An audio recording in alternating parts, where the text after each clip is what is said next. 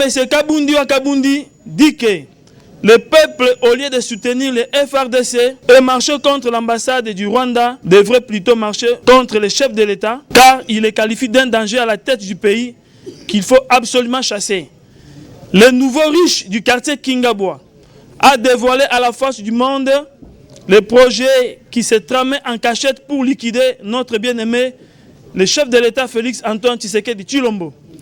Il a activé son plan de déstabiliser et renverser les institutions républicaines démocratiquement élues et devrait s'attendre à affronter la résistance populaire quand M. Kabundi Wakabundi accuse le président de la République d'incompétent et de jussaire, n'ayant aucune vision pour le pays, ayant fait des gouverneurs de province, des filles et garçons de course.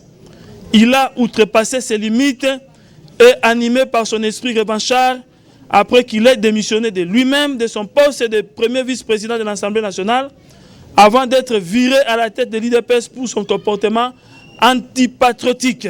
Qui ignore que M. Kabundi Wakabundi était devenu le premier jussaire du régime se tapant des maisons de luxe?